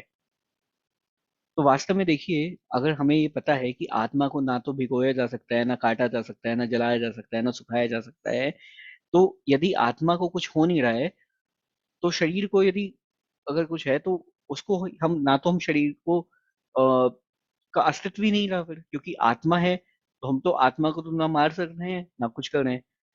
तो उसको तो आत्मा तो मरी नहीं रही, आत्मा तो अमर है। तो ये अर्जुन के जो कारण था कि सभी लोग मारे जाएंगे, उसको काटते हो, उस कारण को काटते हुए भगवान ऐसा समझाते हैं कि जो जीव है, वो तो मरता ही नहीं है कभी, जीव तो कभी मर ही नहीं रहा है। और जो शरीर है, उसको आप समय के अधीन आप उसको बचा नहीं सकते। क्यों? क्योंकि शरीर जो है वो क्षण क्षण बदल रहा है। आज बाल्यावस्था थी, कल तरुणावस्था होगी, फिर वृद्धावस्था होगी। तो शरीर तो अपने आप बार बार बदल रहा है। शरीर को आप बचा नहीं सकते, और आत्मा को आप मान नहीं सकते। तो आप किनके लिए दुख का कारण बना रहे हैं।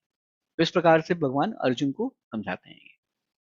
और उसमें बताते हैं क्या, कि जो आत्मा है वो इम्पोर्टेंट है। किसी व्यक्ति को समझने, आत्मा इम्पोर्टेंट है, शरीर नहीं है। क्यों? क्योंकि आत्मा अमर है, जैसा मैंने बताया, और शरीर क्या है, बार बार होता है। तो इसी में जैसे बताया गया है कि एक एनालॉजी के तौर पे समझाया गया, उदाहरण के तौर पे समझा रहे हैं कि जैसे कि सूरज है और सूरज की किरणें हैं। तो आप सोचें कि हम सूरज की किरणों को एक डिब्बे में बंद कर लेंगे और फिर उनको अपने पास रख लेंगे संभाल के, ऐसा हो सकता है? नहीं हो सकता। क्यों? क्योंकि सूरज है तभी तो सूरज की किरणें हैं, अगर सूरज नहीं होगा तो सूरज की किरणें ही नहीं होंगी।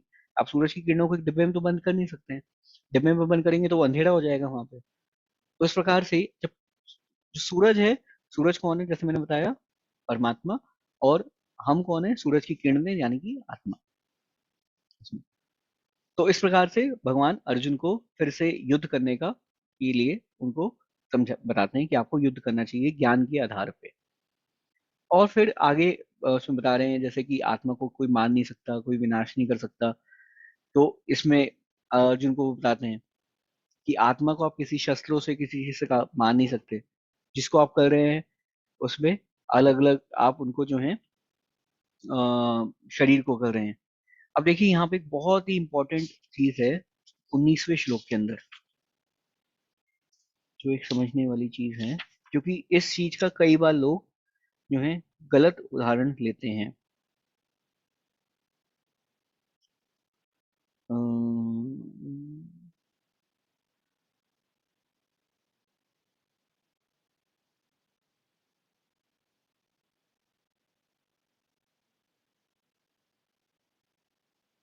हाँ, अब कोई ये कह सकता है, बहुत समझने वाली बात है, कोई ये बहुत इजीली कह सकता है कि देखिए, आत्मा को तो कोई मार नहीं सकता, और शरीर हमारे बस में नहीं है शरीर को करना। तो ये जो अनेक प्रकार के जो कसाई घर खुले हुए हैं, जहाँ पे गायों को, भैंसों को, और जो अलग अलग प्रकार के अलग जीव होते हैं, उनको मारा जा सकता है, तो उसमें तो कोई नुकसान ही नहीं है। कोई ये बोल सकता है बहुत आसानी से कि ये जो कसाई घर जितने भी खुले हुए हैं, इसमें इनको करने में कोई जरूरत नहीं है। तो यहाँ पे तात्पर्य में तुरंत ही इस चीज का खंडन करा गया है कि किसी भी जीव की हिंसा नहीं करनी चाहिए। यह मनोधर्म है। ये मनोधर्म क्या क्लियरली बता रहे हैं कि हमें किसी भी जीव की हत्या नहीं करनी चाहिए, हिंसा नहीं करनी चाहिए। और यह जो जीवात्मा अवदेह का अर्थ यहाँ पे ये नहीं है कि हम पशु हिंसा को प्रोत्साहित करा जाए। क्यों? क्योंकि किसी भी जीव के शरीर के अनधिकार हत्या करना निंदनीय है और राज तथा भागवत विधान द्वारा दंडनीय है। ये क्लियरली यहाँ पे बोला गया है। कोई इस एग्जाम्पल को अलग से यूज करके कि भगवत गीता में बताया गया है कि आत्मा आत्मा तो अमर रहती है और शरीर बदलता है, तो हमें हम तो क्या कर रहे हैं, हम तो गायों को मार रहे हैं क्योंकि हम तो सिर्फ शरीर को मार रहे हैं, आत्मा को तुम कर नहीं रहे। तो ये क्लियरली खंडन यहाँ पे करा गया है इस चीज को, तुरंत यहाँ पे। तो शास्त्र क्लियरली बता रहा है ये क्यों।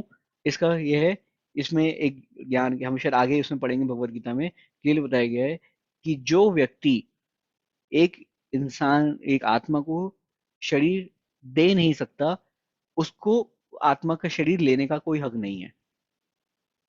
यदि आप एक गाय को या एक किसी जीव को मारते हैं, तो आप उस आत्मा को एक नया शरीर नहीं दे सकते, वो सिर्फ भगवान कर सकते हैं। इसलिए भगवान को ही ये पूर्ण अधिकार है कि हमें ये कब किसकी मृत्यु होगी, कब किसका जन्म होगा और उसको क्या कष्ट मिलेगा, क्या सुख मिलेगा, इस पूर्ण रूप से भगवान को अधिकार है ये तय करने का। तो ये बहुत समझने वाली बात है। आत्मा का ज्ञान समझने का ये अर्थ नहीं है कि कसाई घरों के लिए प्रोत्साहित या उनको प्रोत्साहन दिया जा रहा है कि हाँ ठीक है, आप एनिमल स्लॉटरिंग जिसे बोलते हैं, गायों का वध करना, और अलग अलग प्रकार के आजकल तो मतलब हम कई देखते हैं कि अलग अलग प्रकार के जीवों की हत्या होती है, तो ये गलत तरीका है। यहाँ पे 19वें श्लोक में ये क्लियर बहुत अच्छे से यहाँ पे समझाया गया है ये। और फिर जो 20वां श्लोक है, ये भी इसी चीज को आगे बताते हुए बताते हैं भगवान कि वास्तव में जो काल के अधीन ऐसा कभी नहीं हुआ है कि आत्मा का जन्म हुआ हो या मृत्यु हुई हो, या कभी ना जन्मा हो या कभी ना जन्म लिया हो। क्योंकि आत्मा क्या है, वो अजन्म, नित्य, शाश्वत तथा पुरातन है। शरीर के मारे जाने पर आत्मा का अंत नहीं होता है। ये जो पूर्ण ये जो है उस प्रकार से ही बताया गया है कि जैसे कि सूरज है, तो सूरज के आगे यदि बादल आ गए तो क्या होगा, सूरज की किरणें नहीं आएंगी, तो हमें लगेगा सूरज खत्म हो गया। लेकिन वास्तव में देखा जाए तो सूरज वहीं है, सूरज वहीं है। बादल के आने से सूरज खत्म नहीं होता। इसी प्रकार से जो पृथ्वी जब घूमती है, तो पृथ्वी घूमती है इसलिए हमको लगता है दिन और रात हो रही है, लेकिन सूरज अपनी जगह है। इसी प्रकार से आत्मा ऐसे समझना चाहिए कि आत्मा जो है वो रहती है और शरीर बदलता है। क्यों? इसको एक और ऐसे समझ सकते हैं कि आत्मा एक उसमें ही रहती है। क्यों? क्योंकि जो बाल्यावस्था से लेकर तरुणावस्था और तरुणावस्था से वृद्धावस्था तक जो एक शारीरिक परिवर्तन होता है, उसमें एक ही स्पिरिट होती है, उसमें एक ही आत्मा लीन रहती है।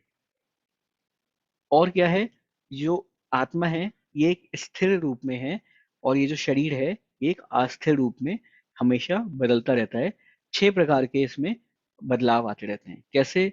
एक तो जन्म होती है, फिर उसकी जो ग्रोथ होती है, जिसे कहते हैं बढ़ना, बढ़ते हैं हम। फिर हम क्या करते हैं, कुछ बाय प्रोडक्ट्स होते हैं, जैसे कि हम जो मल मूत्र का त्याग करते हैं।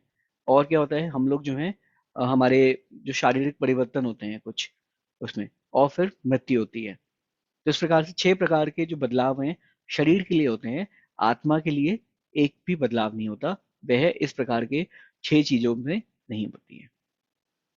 तो यहाँ पे बहुत अच्छे से भगवान जो है इन श्लोकों में आत्मा तथा परमात्मा के बीच का जो संबंध है उसको समझाते हैं, और किस प्रकार से हमें भौतिक स्तर पे शरीर को और आत्मा को देखना चाहिए वह बता रहे हैं। और उसमें फिर आगे ही इसी में बता रहे हैं कि आत्मा को वास्तव में नहीं मारा जा सकता, जैसा अभी हमने डिस्कस किया। इसमें क्लियरली एक बहुत अच्छा सा एग्जाम्पल है यहाँ पे। अम, हाँ, उन्हीं ये है 21वां श्लोक है। 21वें श्लोक में जैसे हमने बता रहे थे कि आत्मा को कोई नहीं मार सकता, ना ही उसको कोई मरवा सकता। तो इसमें यहाँ पे एक एग्जाम्पल के तौर पे यहाँ पे समझा रहे हैं कि वास्तव में शारीरिक स्तर पे किसी की हत्या करना या किसी को मारना के कुछ धर्म होते हैं, कुछ नियम होते हैं। जैसे कि मनुस्मृता में जो है, जो मनुष्य के लिए स्मृता लिखी गई है, उसमें करे गया है, बताया गया है कि देखिए, एक राजा होता है। राजा यदि किसी ने कुछ अधर्म किया है, मान लीजिए किसी ने कुछ अधर्म किया और राजा उसको दंड के आधार पे उसको मृत्यु की दंड देता है। तो एक तो वो हो गया। और दूसरा क्या है कि एक जो ये होते हैं, सर्जन होते हैं। सर्जन मतलब जो चिकित्सा करते हैं, डॉक्टर होते हैं। तो डॉक्टर का जो नाइफ है, तो डॉक्टर का जो नाइफ है, मतलब आपने देखा होगा कई बार ऑपरेशन करते समय कुछ छोटा सा कट लगाते हैं, तो उनका डॉक्टर नाइफ होता है।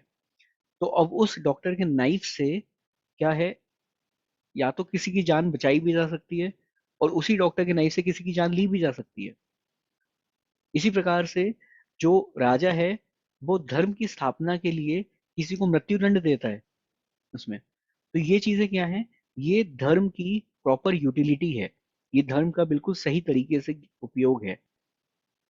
मान लीजिए, यदि जो राजा है वो धर्म की स्थापना के लिए किसी को मृत्युदंड देता है, तो राजा को उस मृत्युदंड का जो कर्म का पाप नहीं लगेगा। क्यों? क्योंकि उसने जो कर्म किया वो धर्म की स्थापना के लिए कर रहा है। इसी तरह जो चिकित्सा है, यदि जब वो अपने जो चाकू का उपयोग करता है किसी के शरीर को काटने के लिए, तो वो उसपे उसको कर्म नहीं लगता। क्यों? क्योंकि वो उसकी उसकी उपचार के लिए वो कर रहा है। तो इसी प्रकार यहाँ पे बहुत क्लियरली बता रहे हैं कि जो भी शारीरिक स्तर पे भी जो हम लोग कर्म करते हैं या किसी को हम नुकसान पहुंचाते हैं, वो धर्म के अधीन होना चाहिए। ऐसा नहीं है कि किसी को भी कहीं पे भी मार दिया, काट दिया, वो कर दिया। धर्म के अधीन यदि हम करते हैं तो हमें उसका धर्म पाप नहीं लगता। तो इसमें यहाँ पे समझने की बात क्या है, अर्जुन बोल रहे थे कि हमें मारना नहीं चाहिए किसी को क्योंकि ये अधर्म हो जाएगा। लेकिन यहाँ पे भगवान जब बोल रहे हैं कि किसी को मारना है तो वो अधर्म नहीं है। उसी प्रकार से जैसे कि सरकार ने यदि किसी को मृत्युदंड की घोषणा कर दी, तो जो जेलर है और जो फांसी उसको चढ़ा था, उनको उस मृत्युदंड का वो नहीं लगेगा। क्यों? क्योंकि सरकार ने पूर्ण अपने सभी प्रकार से उनको मृत्युदंड की घोषणा करी गई है। और यहाँ पे फिर आगे जो है, जो चीज हम देख रहे थे, यहाँ पे 22वें श्लोक में भगवान बता रहे हैं कि कैसे मनुष्य जो है पुराने वस्त्रों को त्याग कर नए वस्त्र पहनते हैं, उसी प्रकार से आत्मा भी पुराने वस्त्रों को त्याग कर नए कपड़े, नए शरीर धारण करती है उसमें। तो ये सभी श्लोक हैं, ये हम सभी श्लोक जैसे जो पढ़ रहे हैं, ये सभी श्लोक बहुत महत्वपूर्ण हैं। मैं आप लोगों को पुनः बार बार इस चीज की रिक्वेस्ट करूंगा कि आप लोग समय लेके इनको पढ़ा करें, इन श्लोकों को अपने आप से पढ़ें। तथा इन श्लोकों में यदि आप लोगों को कोई भी प्रकार की परेशानी आती है, कुछ आप लोगों को जिज्ञासा, कोई प्रश्न आता है, तो आप पूछ सकते हैं। हम प्रयास करेंगे उनका उत्तर देने का। यदि नहीं आएगा तो हम आपको फिर आगे पूछ के बता सकते हैं। और फिर एक आखिरी श्लोक आज का करेंगे और फिर उसके बाद समाप्त करेंगे इस, क्योंकि ये सेक्शन जो हम आत्मा के ज्ञान के बारे में बता रहे थे ये रहेगा, जिसमें कि आगे भगवान जो है अलग अलग प्रकार के जो भी शस्त्र हैं उनका भी खंडन करते हैं कि आत्मा को अलग अलग किसी भी शस्त्र से ना मारा जा सकता है, ना भिगोया जा सकता है, ना वायु द्वारा सुखाया जा सकता है। शस्त्रों द्वारा मारा खंडन किया जा सकता है, अग्नि द्वारा जलाया जा सकता है, जल द्वारा भिगोया या वायु द्वारा सुखाया नहीं जा सकता है।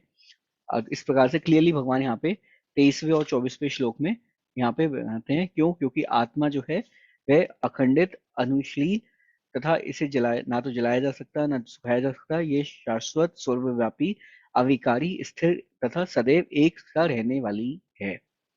तो यहाँ पे आत्मा की हुई इसी प्रकार से आत्मा क्या है, उसको कैसे समझना है, अलग अलग प्रकार से उसमें बता रहे हैं। और उसमें ही यहाँ पे मायावाद का खंडन कर रहे हैं। जैसे मैंने आपको बताया कि ब्रह्म ज्योति का कई लोग बोलते हैं कि मरने के बाद इंसान ब्रह्म में विलीन हो जाता है, और जो है सभी लोग जो हैं, सभी एक ही आत्मा है, उसमें ही एक ज्योति में ही सब लोग रहते हैं। तो इसका भी खंडन यहाँ पे करा जा रहा है यहाँ पे। ठीक है, तो हम 24वें श्लोक पे यहीं पे आज की इसको पढ़ा देते हैं। तो पुनः अगले हफ्ते फिर हम 25वें श्लोक से और आगे इसमें अध्ययन करेंगे, और उसमें समझेंगे कि किस प्रकार से ये जो हमने अभी तक पढ़ा, ये जितना भी देखिए, ये जो हम जो चीज देख रहे हैं, ये सब क्या है, ये ज्ञान कांड, इसको कांड बोला जाता है, ज्ञान खंड। इसको बोलते हैं। इसके बाद में जो हम आगे जितना भी करेंगे वह क्या है, वो अब कर्म कांड देखेंगे कि कर्म के आधार पर, अभी तक जो भगवान ने बताया इनको अर्जुन को, वो ज्ञान के आधार पे कैसे क्यों हमें युद्ध नहीं करना चाहिए, और ज्ञान के आधार पर बताया। अब आगे इसमें बताएंगे कर्म के आधार पर बताएंगे। तो हम कर्म कांड के बारे में भी इसमें थोड़ा सा समझेंगे कि कर्म कांड के अनुसार युद्ध क्यों करना चाहिए, और मतलब अर्जुन को बोलते हैं युद्ध करो। और उसके बाद में फिर बुद्धि योग तथा समाधि के बारे में भी फिर बताएंगे। तो जो द्वितीय अध्याय है, ये देखा जाए तो भगवत गीता का सबसे बड़ा अध्याय है। इसमें भगवान जो है ज्ञान कर्म बुद्धि तथा समाधि सभी प्रकार की जो है चीजों को बताएंगे। इसीलिए इस अध्याय को गीता का सार भी बोला जाता है, क्योंकि आगे हम जितनी गीता पढ़ेंगे उस एक प्रकार से भगवान जो है उसको एक साइनॉप्सिस के तौर पे, एक छोटा सा प्रीव्यू के तौर पे ट्रेलर अर्जुन को दिखा रहे हैं कि देखो ये जो है, ये सभी प्रकार से नहीं करना चाहिए, हमें ये चीज नहीं समझना चाहिए कि यहाँ पे किसी का नुकसान हो रहा है या धर्म हो रहा है, और तुम्हें युद्ध करना चाहिए। फिर द्वितीय अध्याय के बाद फिर अर्जुन प्रश्न करते हैं, तब फिर वो ज्ञान कर्म बुद्धि तथा हरि को एक एक करके बहुत डिटेल में एक्सप्लेन करते हैं। तो यही भगवत गीता का ज्ञान है। हम इस चीज को बार बार आगे पढ़ेंगे। आज 24वें श्लोक तक कराया हमने, हम आगे फिर इसमें आगे अगली बार से प्रयास करेंगे। किसी का कोई प्रश्न है या कुछ पूछना चाहते हैं तो आप लोग पूछ सकते हैं, हैंड रेस कर सकते हैं, अनम्यूट कर सकते हैं, तो पूछ सकते हैं हमसे, प्रयास करेंगे उत्तर देने का।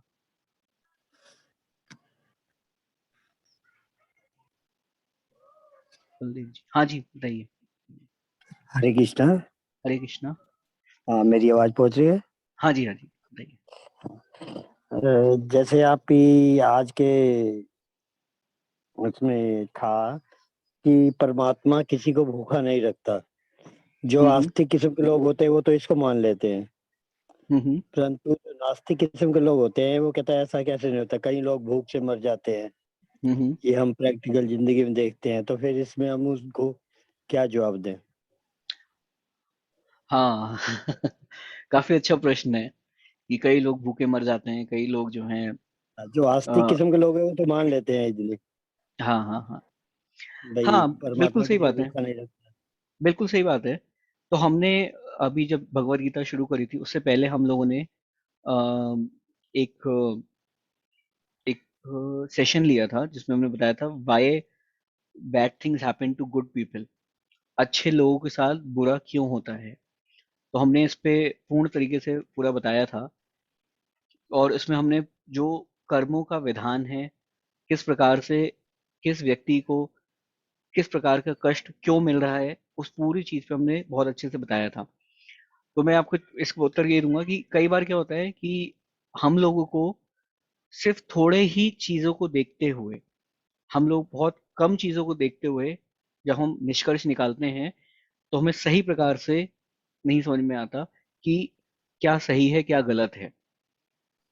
जैसे कि इसमें उदाहरण के तौर पे भीष्म पितामह थे, जब उनकी मृत्यु हुई तो उनको बाणों की शैया पे उनको अपने शरीर को त्यागना पड़ा।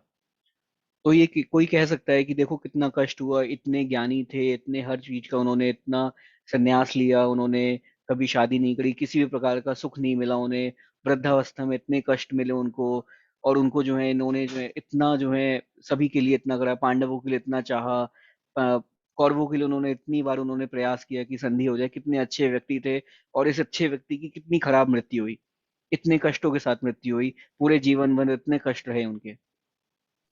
लेकिन तो हम क्या कर रहे हैं, हम सिर्फ उनका एक जीवन को देख रहे हैं।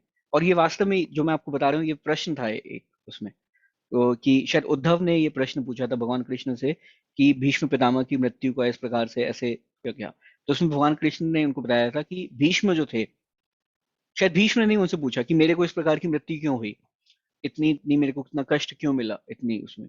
तो भीष्म बोलते हैं भगवान कृष्ण को कि मैं अपनी तपस्या के द्वारा अपने पिछले 100 जीवन का फल देख सकता हूँ, कर्म देख सकता हूँ कि मैंने पिछले 100 जीवनों में, ये तो मेरा एक ही जीवन था जिसमें मैं भीष्म पितामह के रूप में, मैंने अपने पिछले 100 जीवन में मैंने कोई बुरा कार्य नहीं किया है, तो मुझे इस प्रकार का कष्ट क्यों मिला। तो भगवान बोलते हैं कि आप 100 जीवन का देख सकते हैं, लेकिन हम आत्मा का, हम आगे पढ़ेंगे इसमें, इसमें भगवान क्लियरली बताते हैं कि भगवान जो है शाश्वत है। अर्जुन को बोलते हैं वो कि तुम तो सिर्फ एक ही अपने इस करंट जीवन को देख सकते हो, लेकिन मैं तुम्हारे पुराने सभी जीवनों को देख सकता हूँ। तो भगवान उसमें भीष्म पितामह को बोलते हैं कि आप 100 जीवन तक देख सकते हैं। आपके 105वें जीवन में, आपके 105वां जन्म जब था, उस समय आपके सामने एक सांप था। वो थोड़ा व्याकुल था, उसमें आपके रास्ते पे आया था। आपने उस सांप को डंडे से उठाकर एक जब झाड़ियों में फेंका, तो वो कांटों की झाड़ियों में जाके गिरा। और जब कांटों की झाड़ियों में जाके गिरा, तो सभी कांटे उसके पूरे शरीर में अंदर गड़ गए और तो उसकी मृत्यु हो गई। तो वो जो कर्म था भीष्म पितामह का, कि उन्होंने एक सांप को उठा के झाड़ियों में फेंका, और वो झाड़ियों में उसको कष्ट इतना हुआ कि पूरी उसके शरीर पे कांटे ही कांटे चले गए, और उसको जो हुआ, यह जो कर्म है आपका अब खत्म हुआ है। तो इस प्रकार से आप ऐसे समझ सकते हैं, ये समझने की, इसलिए भगवत गीता का ज्ञान इतना जरूरी है कि सबको मिलना चाहिए। क्योंकि जो है, जो अज्ञानतापूर्ण बातें होती हैं, जो नास्तिक लोग इस प्रकार की अज्ञानतापूर्ण बात करते हैं, वो वास्तव में इसी प्रकार होती है, क्योंकि ज्ञान है नहीं भगवत गीता का। भगवत गीता का ज्ञान, भागवत का ध्यान इसीलिए जरूरी है क्योंकि हमें इस प्रकार का ज्ञान मिलता है कि कर्म है क्या। हम जो आज देखते हैं कि कई बार लोग बिल्कुल गरीब हैं, उनको कुछ खाने को नहीं मिलता, उनको जो है पहनने के लिए कपड़े नहीं होते, ठंड में मर जाते हैं, भूखे मर जाते हैं। वो क्यों मर रहे हैं? उनका कोई ना कोई कर्म है। ये कर्म को समझना, कि हमें क्यों कर्म मिल रहा है, इसको समझना बहुत जरूरी है। इसीलिए जो भगवत गीता का ज्ञान है, ये हमें इस ज्ञान को समझने की प्रेरणा देता है। ये इस ज्ञान को समझने की सहनशीलता देता है। लोग नहीं समझ पाते हैं, बहुत अधिक प्रयास करते हैं, लेकिन तब भी लोगों को लगता है अरे नहीं नहीं, ये तो कौन 100 जन्मों पुरानी बात कौन याद रख रहा है, हमारे इस जन्म में हमारे साथ इतना बुरा हुआ। लेकिन कर्म तो रहेगा ना, विधान इस प्रकार से है। हमने इसीलिए आप लोग ये जो मैं भगवत गीता शुरू करने से पहले कुछ जो क्लासेस ली थी, वे वास्तव में अगर देखा है तो भगवत गीता की बेसिक्स है वो। प्रयास तो या प्रार्थना करता हूँ शायद आपको समझ में आया हो जो मैं बताना चाह रहा था, इस तरीके से है। इसका आशय ये है कि उन्होंने किसी जन्म में मतलब किसी को भूखा मारा है, कुछ ना कुछ हुआ, वो अवश्य हुआ जिसके होगा उनके परिणाम साथ में। स्वरूप उन्हें मतलब भूख से मरना पड़ रहा है। देखिए, सुदामा थे, उनके जीवन में दरिद्रता आई थी। उसका एक कारण ये भी था कि उन्होंने भगवान कृष्ण के जो इससे कि अनाज थे, हिस्से थे, वो खाए थे। तो इस प्रकार से अनेक प्रकार इस प्रकार की चीजें होती हैं। इंसान अपने जीवन, अपने कर्म खुद लिखता है, और उन कर्मों को खुद ही भोगता है, इस जन्म में नहीं तो अलग जीवन में नहीं। तो इस प्रकार के कई सिद्धांत हैं, हमारे पास उदाहरण हैं, जो हम देखते हैं कि अभी हमें लगेगा कि नहीं नहीं, हमने चलो बहुत अच्छा करा, इसके हिस्से का हमने ये ले लिया, आज हमने पैसा कमा लिया, ये कर लिया। लेकिन वास्तव में यदि जो शायद ये तो बहुत मॉरल्स में बहुत अच्छे से बचपन में बताते हैं कि किसी के हक का कुछ लेना नहीं चाहिए, क्योंकि वास्तव में हमें लगेगा अभी हमने ले लिया, लेकिन वास्तव में जिसके जो हक का है, उसको भगवान दिला ही देते हैं। इस जन्म में नहीं तो अगले जन्म में होगा। तो इससे मतलब जैसे कई बार कहा जाता है कि भोजन की थाली में कभी बिल्कुल जूठा नहीं छोड़ना चाहिए। कई बार जैसे कहते हैं कि मतलब कि हमें जो भी मतलब हमारे भाग्य का है भोजन, बिल्कुल, एक बिल्कुल किस्म सही हम बात है। उसको मतलब कि वेस्ट कर रहे हैं। बिल्कुल सही बात है। देखिए, बहुत छोटा से छोटा है जो कण होता है, जो भी अन्न होता है, इसको बनाने के लिए जो हमारे सामने थाली आती है, उसमें बनाने के लिए असंख्य लोगों की मेहनत होती है। तो उन सभी चीजों को हमें भगवान के आशीर्वाद के जो मानना चाहिए। हम 8वें 9वें श्लोक में आगे पढ़ेंगे। भगवान बोलते हैं कि जो अन्न का अनाज है, अनाज के रूप में मैं हूँ। तो वास्तव अगर हम उस अन्न का अनादर कर रहे हैं, तो हम भगवान का अनादर है, हमारा अनादर और किसी का तो क्या अनादर करेंगे। किसी के घर गए आप, उसने आपको उन्होंने आपको खाना दिया, आप वो किसी भी कारणवश वो छोड़ के आ गए, तो उनका अनादर नहीं है, भगवान का अनादर है वो। जो भगवान का प्रसाद है, ये कृपा है भगवान की हमारे लिए। और भक्त लोग इसी प्रकार से कृपा करते हैं, जैसे आपने बता रहे थे, तो भक्त लोग इसी प्रकार से कृपा करते हैं कि अलग अलग जाके गरीबों को, भूखों को, इसलिए उनको जो है भोजन प्रदान करते हैं, कपड़े प्रदान करते हैं। ऑर्फनेजेस में आजकल हम लोग अभी गीता का जगह जगह जाके भगवत गीता डिस्ट्रीब्यूट करते हैं। कई बार लोग बोलते हैं अरे भगवत गीता से क्या होगा, आप जाके, इससे अच्छा तो आप जाके किसी को एक एक प्रकार का, एक टाइम का खाना दे आते। भगवत गीता वास्तव में, भगवत गीता का ज्ञान देने से वह अपने जीवन मृत्यु के चक्र से निकल जाएगा। आप सोचिए कितना बड़ा दान है ये भगवत गीता का दान।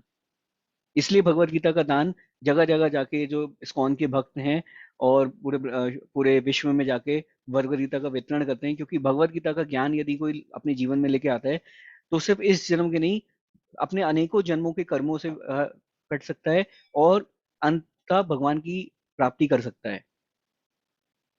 इसलिए भगवत गीता का ज्ञान बहुत जरूरी है अपने जीवन में लेके आना।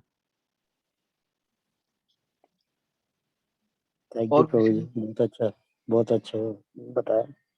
और किसी का कोई प्रश्न या कुछ पूछना चाहते हैं? प्रयास करें प्रभु जी, हो सकता है मैं कुछ सही से ना बता पाया हूँ तो क्षमा चाहता हूँ, लेकिन अगर और कुछ जिज्ञासा या कुछ हो तो आप पूछ सकते हैं आप लोग।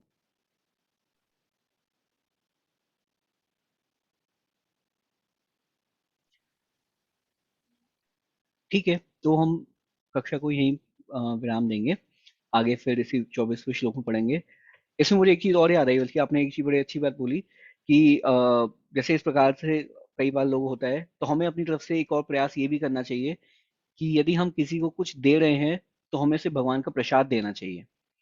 कई बार जैसे अभी प्रभु जी ने बताया कि भूखे बच्चे होते हैं या कुछ भूख मांगते हैं, तो हम कहीं भी कहीं जाते हैं और कुछ लोग मांगने वाले आते हैं, तो यदि आपके पास कुछ प्रसाद है तो उनको प्रसाद दीजिए, उनको पैसे मत दीजिए। आपको भगवान का प्रसाद उनको देना चाहिए। अपने पास अब जैसे आप ट्रैवल कर रहे हैं तो मान लीजिए आपके पास कुछ फल हैं, कुछ आपके पास कुछ भी प्रकार की भगवान का प्रसाद है, तो उनको प्रसाद दे सकते हैं उन भूखे बच्चों को। भगवान का प्रसाद पाएंगे तो उनको किसी प्रकार से भगवान की कृपा जरूर मिलेगी। तो ऐसा प्रयास कर सकते हैं। ठीक है, तो आज की कक्षा को हम यहीं विराम देते हैं। अगर किसी का कोई प्रश्न हो तो वो हमें बाद में भी कर सकते हैं, पूछ सकते हैं अलग से भी। ठीक है, आप सभी लोग यदि तुम हो तो अपने दोनों हाथ एक बार उठा के भगवान की प्रार्थना करेंगे और हरे कृष्ण मंत्र का उच्चारण करेंगे। हरे कृष्णा कृष्ण कृष्ण हरे हरे, हरे राम राम राम हरे हरे। शिल प्रपात की जय, भगवद गीता की जय। 14 तारीख जो है उसको गीता मोक्ष एकादशी है। इसी दिन भगवान ने अर्जुन को गीता का ज्ञान दिया था। तो आप सभी लोग, ऐसे दिन बहुत विशेष है गीता का। हम लोग यहाँ ग्रेटर नोएडा में पूर्ण 700 श्लोकों का उच्चारण करके गीता यज्ञ कर रहे हैं, जिसमें 700 श्लोकों को बोल के एक आहुति दी जाएगी भगवान को समर्पित, और उसी बात सभी के लिए प्रसाद की व्यवस्था होगी। और यहाँ पे तो एक जो भी लोग नोएडा, ग्रेटर नोएडा अगर पास में है, तो वो लोग उस यज्ञ में सम्मिलित हो सकते हैं इस्कॉन ग्रेटर नोएडा में। उस प्रकार से आप लोग और भी प्रकार से कर सकते हैं, जैसे आप लोग कुछ भगवत गीता का दान कर सकते हैं, वितरण कर सकते हैं। आप लोग चाहें तो अपने अपने परिवारों के लिए, अपने मित्र सगे संबंधियों के लिए भगवत गीता खरीद सकते हैं, या कुछ भगवत गीता जैसे कि अनाथालय और अलग अलग जगहों पे जहाँ हम जाते हैं उनके लिए आप डोनेशन भी दे सकते हैं कुछ। भगवत गीता का वास्तव में दान बहुत अच्छा है। तो आप लोग इस प्रकार से भी इस भगवान की यज्ञ में इस प्रकार से सम्मिलित हो सकते हैं। ये छोटी छोटी चीजें हैं जो हम लोग को एज अ गृहस्थ, जैसे बोलते हैं गृहस्थ जीवन में, हमें भगवान के लिए और इन कर्मों के लिए में करना चाहिए। ठीक है, शौर्य अग्रवाल आपका हैंड रेज है, पूछना चाहते हैं, बोलना चाहते हैं? हरे कृष्णा प्रभु जी। यस माता जी, हरे कृष्णा। हाँ जी प्रभु जी, एक चीज पूछनी थी। जो ये वैल्यू एजुकेशन का बच्चों का वो चल रहा था, हम्म उसमें हमारे बच्चों ने भगवत गीता का वो जीता था। हम्म। हमारे दोनों ट्विंस बच्चे हैं मेरे, दोनों ने हाँ हाँ हाँ पार्टिसिपेट किया था। तो दोनों के पास भगवत गीता आई थी हाँ उनके हाँ। उसमें ठीक प्राइज है, में। तो ठीक वो है। इंग्लिश में आई प्रभु जी। अगर हम उसको एक्सचेंज कर लें तो उसको हम पढ़ पाएंगे इजीली। इंग्लिश में थोड़ा सा समझना एकदम अच्छा, प्रॉपरली। अच्छा आप कह रहे हैं इंग्लिश में आई थी, आपको हिंदी में चाहिए? जी। अच्छा, ठीक है, हाँ कर जी। सक करवा करवा सकते हैं आप। उसके लिए क्या करना पड़ेगा हमको? आप जैसे कभी अगर इधर ग्रेटर नोएडा आएंगे तो कर सकते हैं, वरना बहुत अच्छा है यार, आप अगर आप एक और खरीद लें हिंदी का, कितना अच्छा रहेगा, एक आपके लिए हो जाएगा, नहीं, बाकी मेरे दोनों बच्चों के पास लिए तो इंग्लिश हो जाएगी। मेरे पास तो है भगवत अच्छा, आपके गीता। पास है, ठीक लेकिन है। मैं चाह रही थी कि आपने बोला था कि वहां जो आपकी एस्कॉन की होती है वो हम्म। एज इट इज होती है, मतलब जैसे कि वो उसका प्रारूप होता है, वो हाँ, सेम यथारूप वही है, होती है। यथारूप है, करेक्ट। हाँ जी। तो इसलिए मैं चाह रही थी कि मिल जाए। हाँ, मिल जाएगी। तो मैंने यहाँ आप जैसे हमारे अगर कभी आते हैं तो आप एक्सचेंज हल्द्वानी भी में कर। तो मिलेगी नहीं हमको वो यथारूप। नहीं, इस्कॉन का हल्द्वानी में होगा सेंटर, जरूर अवश्य होगा। नहीं, इस्कॉन का होगा यहाँ पर, लेकिन यहाँ पर वो मेरे नॉलेज में इतना नहीं है कि यहाँ पर कहाँ पर मिलेगी। अब मैं एक बार देख के आपको बता दूंगा अगर जी हल्द्वानी में नहीं है, वरना आप कभी अगर इधर आते हैं नोएडा तो आप हाँ जी चेंज भी कर सकते हैं, या आप अपना एड्रेस हमारे को मैसेज कर सकते हैं, तो हम आपके अच्छा पास एक हिंदी का भिजवा देंगे भगवद गीता। जी आप एक मैसेज कर दीजिएगा मेरे को एड्रेस जी व्हाट्सएप पे, जी तो हम आपको भिजवा देंगे, एक हिंदी का भगवद गीता आपके लिए भेज देंगे। चलिए चलिए ठीक है, ठीक है, धन्यवाद प्रभु जी। ठीक है। हरे कृष्णा। हरे फिर कृष्णा प्रभु सभी जी। का धन्यवाद। हम जो है अगले हफ्ता फिर पुनः इसी समय 1 बजे से क्लास करेंगे। हरे कृष्णा। पाठ की जय, भगवद गीता की जय।